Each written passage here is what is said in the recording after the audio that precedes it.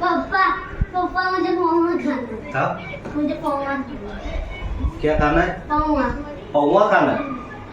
अरे यार तुझे भी भूख अच्छी लगी अभी तो बनाया जाए ऐसा। तो चलो गुजराती पौवा बनाते हैं, चल आजा। ભાઈ રાધેની ફરમાઈશ હતી, રાધે એટલે મારો છોકરો। હવે આપણે ડુંગળી એટલે કાદા કહીએ છીએ એને, ડુંગળીને બરાબર નાના નાના કટકા કરી લઈશું। એના પછી બટાકાને એકદમ પાતળા બટાકા કાપીશું, બરાબર પતલા છે। હવે મરચાં, લીલા મરચાં કાપીશું, એ પણ એકદમ ઝીણા ઝીણા કાપવાના।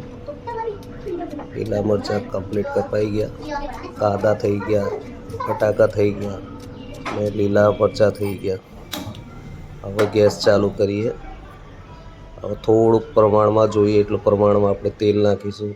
તેલ નાખીને એની અંદર થોડુંક રાઈ નાખીશું।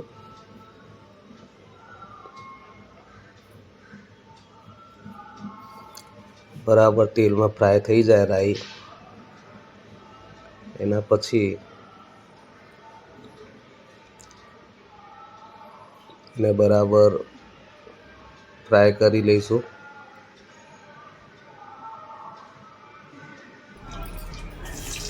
હવે એમાં આપણે કાપેલા ડુંગળી છે એ નાખીશું।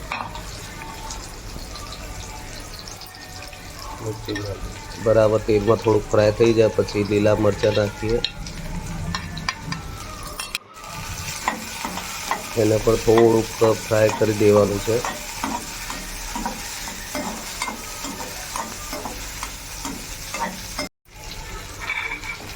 હવે મગફળી નાખીશું, ગુજરાતીમાં એને કાચી સિંગ કહીએ છીએ।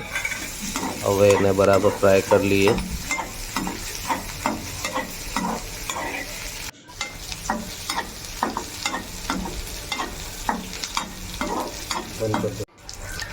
હવે ઝીણા ઝીણા કાપેલા બટાકા હતા હવે નાખીશું।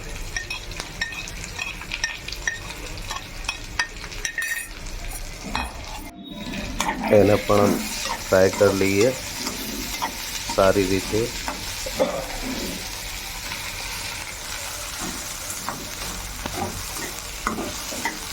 બરાબર તેલમાં મિક્સ થઈ જાય ત્યાં સુધી એને મિક્સ કરતા જઈશું।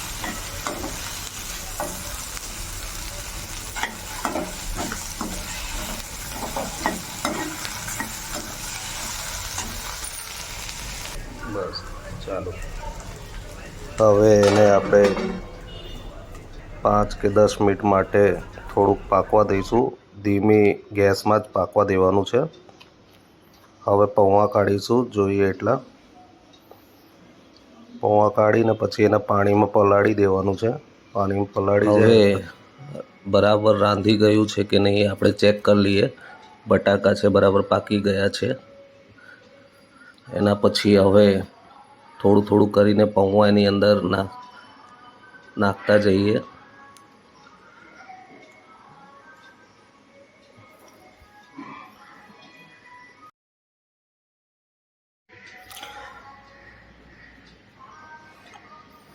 હવે આમાં થોડુંક હળદર જોઈએ પ્રમાણમાં નાખીશું।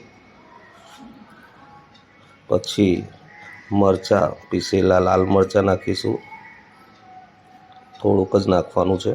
પછી મીઠું જેને નમક કહીએ એ પણ થોડું નાખીશું। હવે એને બરાબર પૌવા જે નાખેલા છે એને ફ્રાય કરી દઈશું આપણે, બરાબર મિક્સ કરી લેવાનું છે।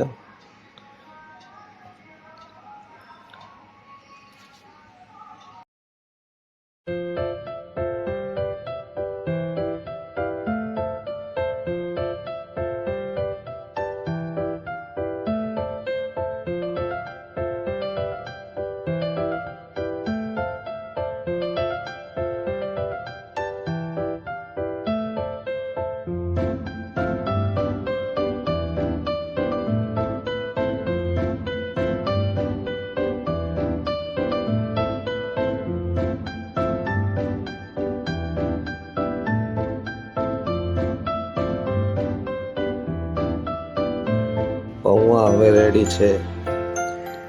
હવે એને હવે ડીશમાં કાઢીને રાધેની ફરમાઈશના પૌવા રેડી થઈ ગયા છે. હવે એને આપીશું. હવે એ પૌવા ખાય. Thank you very much.